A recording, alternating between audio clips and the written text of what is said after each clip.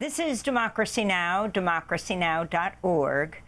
I'm Mimi Goodman with Juan Gonzalez. I'm in Toronto, Canada today, where special elections were held earlier this month, delivering a slim majority in the House of Commons to the Liberal Party and Prime Minister Mark Carney, who will now have more latitude to advance his political agenda. Last year, Canada's Liberal Party soared in popularity as President Trump intensified his threats to make Canada the 51st state and impose tariffs. This is a video message released by Prime Minister Carney last week. Security can't be achieved by ignoring the obvious or downplaying the very real threats that we Canadians face. So here's the current situation. The world, as I said earlier, is more dangerous and divided. The U.S. has fundamentally changed its approach to trade, raising its tariffs to levels last seen during the Great Depression. Many of our former strengths, based on our close ties to America, have become our weaknesses that we must correct. Workers in our industries most affected by U.S. tariffs, in autos, in steel, in lumber, are under threat. Businesses are holding back investments, restrained by the pall of uncertainty that's hanging over all of us. The U.S. has changed, and we must respond. Canada Strong is our plan to build Canada by Canadians, for Canadians. Meanwhile, Canada's main progressive party, the National Democratic Party, or NDP, recently elected socialist activist, documentary filmmaker Avi Lewis as its new party leader. The NDP was once the main opposition party in Canada, but now holds just 5 seats in the House of Commons. Lewis campaigned on a platform of affordability, equity, and higher wealth taxes. The NDP will now have to rebuild. Avi Lewis comes from a prominent political family. His grandfather, David Lewis, helped found the NDP and led the party. And Avi Lewis's father, Stephen Lewis, led the Ontario NDP in the 70s. Stephen Lewis was also a human rights advocate, broadcaster, former Canadian ambassador to the United Nations, and special UN envoy on HIV/AIDS in Africa. Stephen Lewis died of cancer at the age of 88, just 2 days after Avi's election victory. This is Avi Lewis speaking at his father's memorial on Sunday. Many of you know that the final months of Dad's journey coincided with my campaign for the leadership of Canada's NDP, our lifelong political home. And for those of you watching from around the world, it is a miracle to be able to tell you that the last thing he saw with open eyes in this life was our victory in that race and the passing of the political torch. To talk about his election, his father, and more, we're joined now by Avi Lewis in Ottawa. First of all, Avi, our condolences on the death of your father, Stephen Lewis, a man we interviewed a number of times over the years. If you can talk about the trajectory of your family and what has brought you to this point as the new leader of Canada's new Democratic Party, the NDP. Good morning, Amy. Thank you so much for those kind words. It has been obviously the last month of my life has been just an extraordinary experience. I'm at a loss for words, which, as you know, in my family doesn't happen very often. Yeah, I grew up in the NDP of the 1970s. And in a way, the sort of last moment in the post-war boom of public ownership and build out in Canada of our social safety net, our universal healthcare system, which the NDP was the founding force in bringing it from Tommy Douglas in Saskatchewan to a national level. It's our pride and joy. It's one of the main things that makes us different from the United States. You don't have to be rich to get sick in Canada, although the privatization efforts have accelerated and our healthcare system is not what it used to be. It's really these kinds of accomplishments and that period of the 1970s was when I was a kid, but I grew up in the party. My life, as you know, because we've talked many times over the years, has been devoted to activism. Came up in the globalization movement when we were fighting these free trade deals that would integrate Canada's economy so tightly with the United States that now we're in an era of Trump stomping around the world, acting with impunity, shredding international norms, and attacking Canada, threatening to annex us and levying these massive economic attacks in the form of tariffs.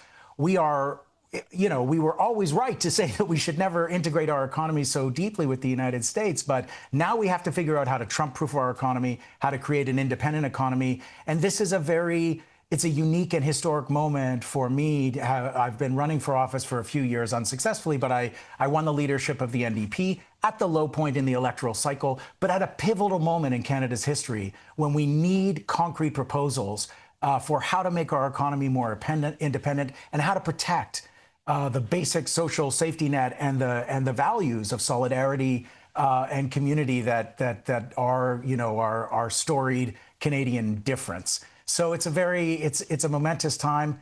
The NDP has a lot of rebuilding to do, but you know, we ran a campaign that was really forthright. As the Carney government was elected, and Carney's a central banker, and so, you know, his first job was at Goldman Sachs. But he was elected as a kind of, Canadians felt that he would be the progressive protector of Canada in the Trump era. He's moved very fast to the right. He's advanced a project of doubling down on resource extraction of oil and gas pipelines and of massive infrastructure projects that will largely benefit foreign corporations, fast-tracking them, sidelining Indigenous rights, sidelining environmental consultation.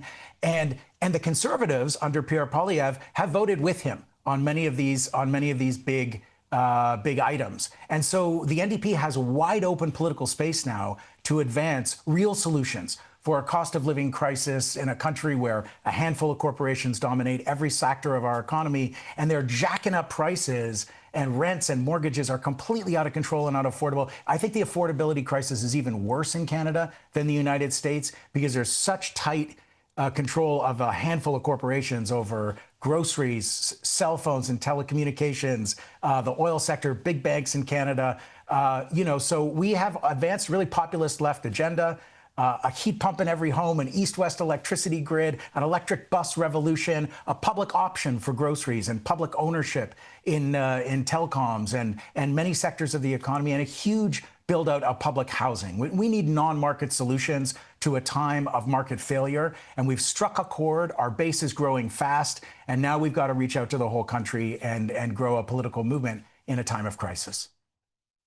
And Avi, could you talk about how your party, the NDP, fits into this broader political and ideological landscape, especially given the fact that the party in recent elections suffered big defeats?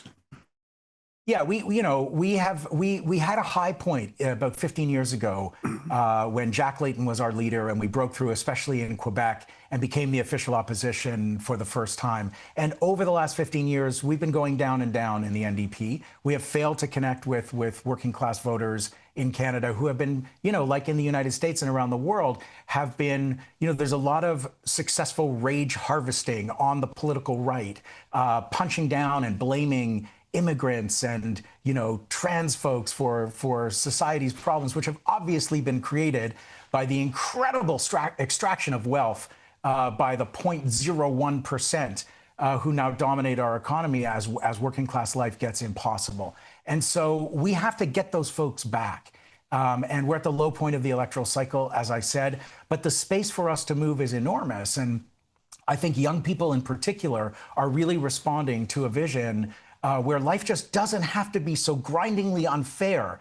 And we, you know, in a rich country, a country awash in wealth, but we need a party that's going to say, we need wealth taxes. We need to go and get all that wealth, or at least a significant chunk of it that is stuck at the top of society, and actually put it behind things that will improve the daily life of Canadians.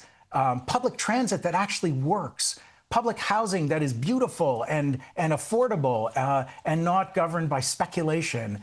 And we got to take on the tech bros who dominate our economy like they dominate the global economy. So we came out right away when I was first leader and came to Ottawa for the first time with a call for the government to ban surveillance pricing, which is happening now in states across the country. We've got a human-first AI policy where we're calling for a moratorium on data centers, much as Bernie Sanders is doing in the States. And I think there is a common surge in democratic socialist politics, which is really speaking to people's everyday emergencies of just trying to get by in an economy that is completely impossible and rigged in favor of the rich. And I'm very optimistic about our chances in Canada. Right now, I don't have proof points, in the polls. We've got 5 seats in the House of Commons, but I can feel something shifting in politics. It is underneath the mainstream radar. The corporate media wants to declare us on life support in a death spiral. Every day is another story about how the NDP is toast. And yet, in the leadership campaign, we signed up tens of thousands of new members in every single part of this country. We set fundraising records for the NDP in the leadership race, and we won on the first ballot in a ranked ballot system with the largest margin and the largest absolute votes of any NDP leadership campaign in history, including Jack Layton when he was first elected leader. So there's something going on up here in Canada. Don't romanticize it, as Americans too often do, but we are building like Zoran Mamdani is building, like Bernie and others are building, and we're very optimistic. Avi Lewis, I want to turn to the Canadian Prime Minister Mark Carney speaking in Davos at the World Economic Forum in January. We knew the story of the international rules-based order was partially false, that the strongest would exempt themselves when convenient, that trade rules were enforced asymmetrically. And we knew that international law applied with varying rigor depending on the identity of the accused or the victim. This fiction was useful, and American hegemony in particular helped provide public goods, open sea lanes, a stable financial system, collective security, and support for frameworks for resolving disputes. So we placed the sign in the window. We participated in the rituals, and we largely avoided calling out the gaps between rhetoric and reality. This bargain no longer works. The former banker, the Canadian Prime Minister, sounds like he could be you, Avi Lewis. What does he actually mean? I mean, this is a speech that caught the world's attention, and what are you countering it with at the NDP? Oh, well, that Davos speech, I think, rightly got a lot of attention. It was nice to hear a grown-up in the room. He's an urbane, intelligent guy, Mark Carney. But there's been a stark gap between those words and the reality. Canada's Liberal government has utterly failed to condemn the genocide in Gaza. The NDP has been really clear on the moral rupture, the tearing at the fabric of humanity that represents the human experience for all of us and a huge majority of Canadians watching a live stream genocide. The Liberals have claimed they have an arms embargo on Israel, and yet there's vast loopholes where we sell arms to the United States and their arms washed and delivered to Israel. When Israel and the United States started the reprehensible, illegal attack on Iran that has destabilized the entire world, Mark Carney, in the first hours, praised that attack and played up the Iran nuclear threat, which we know there's not a shred of evidence for. And so there's a really harsh contrast between the Davos speech, which really did speak to a desire for a more level and clear political perspective, and the actual actions of the Canadian government. So the other thing is, like yesterday, Carney announced a sovereign wealth fund as a way to fund these major projects. We are in the mood to do big things in Canada, but these huge extractive projects with this new sovereign wealth fund, which is going to be unlike Norway's, which is now over $2 trillion worth, because they harvested through public ownership in the oil industry. They harvested royalties and profits and saved them and redistributed them to build their social safety net. Canada has done the exact opposite. We ship 97% of our oil and gas straight to the United States. It's come down a tiny bit, but that's been the historic figure. And foreign corporations, our oil industry is still 60% U.S. owned.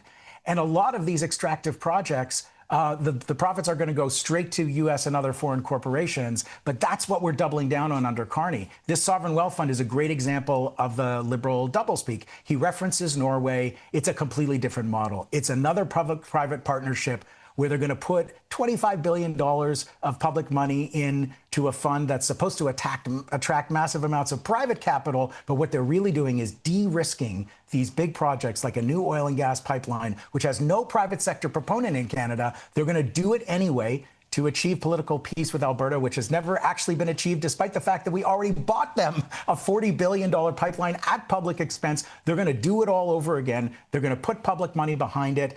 And this is the direction. We're saying we need a new direction for the Canadian economy. We have been connecting climate action with addressing the cost of living emergency. So we've been advancing a whole bunch of concrete solutions, like a heat pump in every home, a whole new industry, manufacturing jobs, using Canadian steel that we can't sell to the United States because of Trump's tariffs.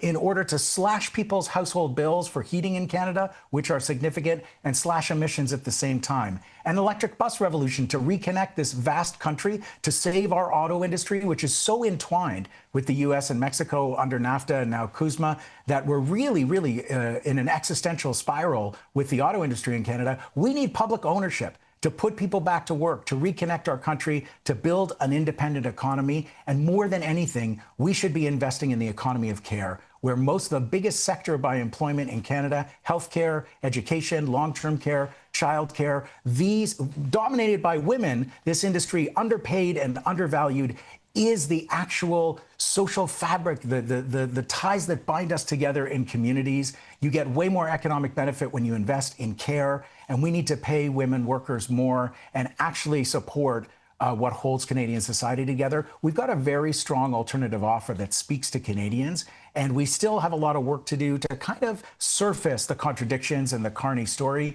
He is a smart guy, and he's very popular right now, but we think that these programs are going to fail because they're doubling down on the same old thing that got us in this mess in the first place. Avi Lewis, we want to thank you so much for being with us, the newly elected leader of Canada's New Democratic Party, speaking to us from Ottawa. Thanks for watching Democracy Now! On YouTube. Subscribe to the channel and turn on notifications to make sure you never miss a video. And for more of our audience-supported journalism, go to democracynow.org, where you can download our news app, sign up for our newsletter, subscribe to the daily podcast, and so much more.